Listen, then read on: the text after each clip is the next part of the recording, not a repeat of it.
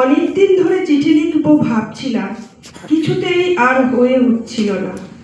আজ কোনো একটা ঘটনার নিরিখে তোমাকে চিঠি লিখতে বসলাম। ছেলেবেলায় আমাদের দোতলার ড্রয়িং রুমে তোমার ছবি, জন্মদিনে পেতাম বই, সেখানেও তুমি। বাবার গল্পে তোমারই বিরক্ত, দেখতে দেখতে শুনতে শুনতে ক্রমে আমিও তোমার ভক্ত। বাবা বলতেন ইন্ডিয়ার আর একজন নেতাজির দরকার ছিল। মা গাইতেন বীর সুভাষের মহান দেশ। দাদু বলতেন ছেলেটাকে ওরা শেষ করে দিল। ঠাম্মার চোখে তখন আঁচলের খুব।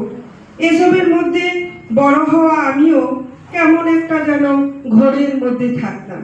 ভাবতাম পারতে, তুমি সব পারতে, যদি আর একটি বার আমাদের মধ্যে যদি তোমাকে পেতাম। আজ উত্তর 40-এও আমার একই ভোর তুমি পারতে, কেননা দেশের মাটিতে দেশপ্রেমের মতো জোরালো একটা ঝাঁকুনি দেবার ক্ষমতা তখন আর কারুর ছিল না। এখনো আছে কি? তোমার হারিয়ে যাবার পর দেশে কত শত কমিশন বসেছে। ভারতের পূর্ব পশ্চিম উত্তর দক্ষিণে কোনো বীর, কোনো সন্ত, কোনো দয়ালু বুদ্ধ দেখে ভুল করেছে, সবাই ছুটে গেছে তোমাকে মনে করে, কিন্তু ফিরেছে মাথা নেড়ে নেড়ে। তবু তোমাকে পাবার আশায় বুক বেঁধে আছে। তুমি তো শুধু বসু বাড়ির নও, গোটা ভারতবর্ষের মণিকঠার হিরো, যার আলোর শুদ্ধতা কালোকে সাদা করতে পারে। এই বিশ্বাসে ভরকে সবাই ভেবেছিল তুমি আসবে, আসবেই আসবেই, কিন্তু তুমি তো এলে না। কেটে গেল অনেকগুলো বছর, পেরিয়ে এলাম জীবনের অনেক গলি খুঁজে। তুমি এখন বিমানবন্দরে, সভা সমিতিতে, রিসার্চ ব্যুরোতে, এমনকি ছেলের নামকরণেও।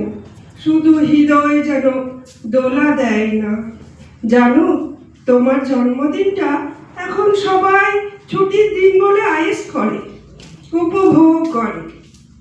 আর ছেলেরা, তারা তো এখন দেশ থেকে বিদেশের খবরই বেশি রাখে। আর মেয়েরা, তারাও স্বাধীনতার ভেলায় চড়ে হতচকিত।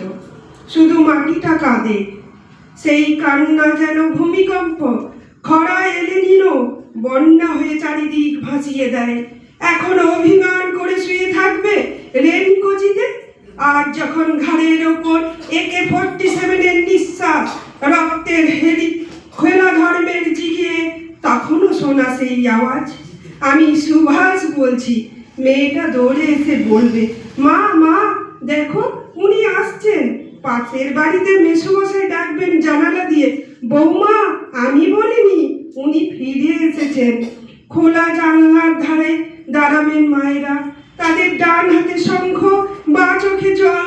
নদী হবে উত্তাল, নৌকা হবে বেসামাল, পরাণ মাঝিও চেঁচাবে, উনি আসতেছেন, উনি আসতেছেন, উনি আসতেছেন।